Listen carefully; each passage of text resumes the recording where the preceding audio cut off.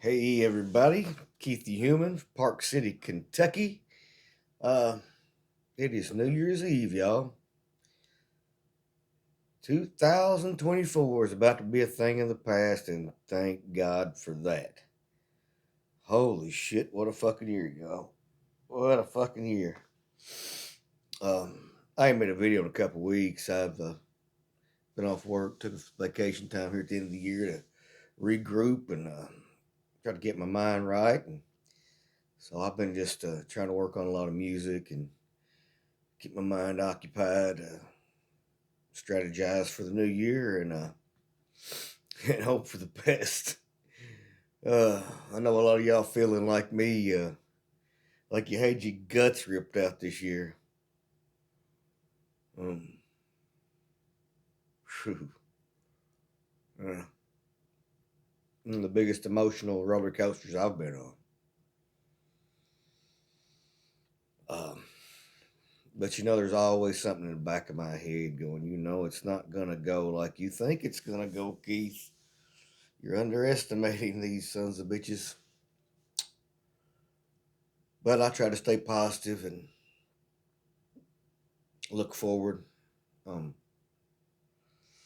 I was very, very emotionally invested in this election. And at first, I wasn't really a big Kamala fan. I was a big Bernie guy back in the day, and them two had spatted a few times, and I said, fuck her. I thought she was phony and fake. Um, but I guess after Biden became elected, I watched her speech that she gave, and that was some powerful shit. And I thought, well, maybe I misjudged this woman. Maybe she's more than what the glimpses I got to see. And that's what it is, guys. When we make an opinion about anybody that we don't know, that we see on a screen somewhere, we don't get the full picture of that person, ever. Um,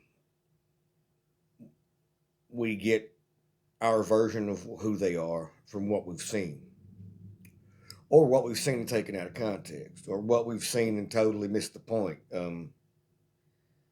It happens to all of us. And it's designed that way to manipulate us to form a quick opinion about something. The news media loves it. Politicians love it. It works to their advantage. So when it was announced, and I was very adamant that I did not want Joe Biden to step down, even though I didn't watch the debate. Um, I I just couldn't after hearing about it. I was just like, oh, I don't want to see Joe being smashed like that. And I watched some highlights of it here and there, and I didn't think it was all that bad. But I thought he'd crush Trump like he did in their other debates, just make him look like the fucking fool he is. So I kept hearing people, "Oh, Joe needs to step down. Joe needs to step down." And I'm like, motherfucker, come on now, leave the man alone. He fucked up once. He says shit every once in a while. So what? But then I watched his UN speech, and um, he called Zelensky Putin and called Harris Trump, or Trump Harris, well, whichever way that went. It's a slip up, yeah, but on a stage like that in front of the world, you can't do that. Um, so I was basing everything off that State of the Union where he just knocked it out of the park. Nobody would watch it. The ones on the right wouldn't watch that shit. So I thought, well, I guess something's going to have to be done. And when they first announced Harris, I wasn't stoked about it. I was like, well, she is vice president. I guess it's her job to lose. So I was like, okay, let's see what happens here. And I watched her very first rally on that stage, and my mind was blown. I may have stood up and cheered. Felt it. Felt it here. Uh, I was like, my God, this woman she is exactly what we fucking need right now. Trump going through all these legal battles with all these black women that are hammering his nuts every day anyway.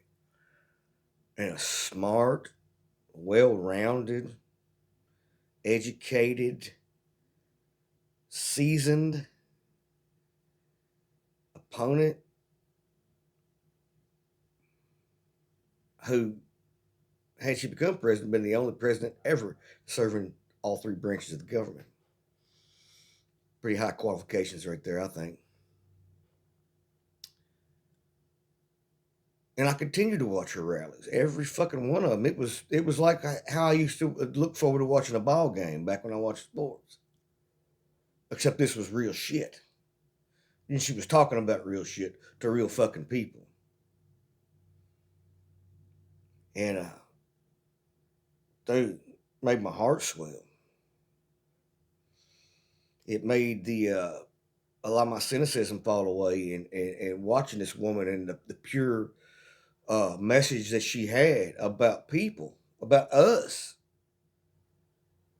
And then she got Tim Walls in on there, man. And then Tim Walls just come out and just that's just a normal dude. He's just a normal fucking guy going against a fake ass billionaire and a hedge fund uh, baby couch fucker. Old JD the couch fucker. I thought, well, surely the people are going to align with this and see this as where they need to be.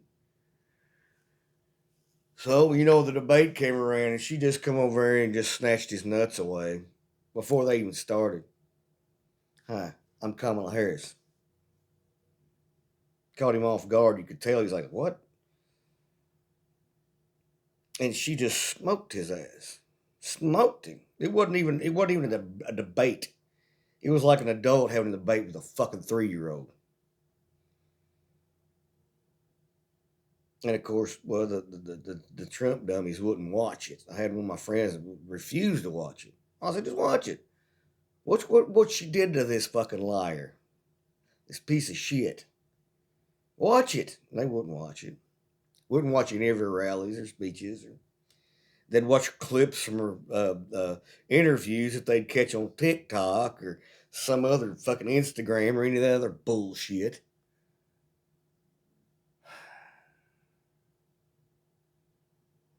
But I thought, she's got to be crushing this guy.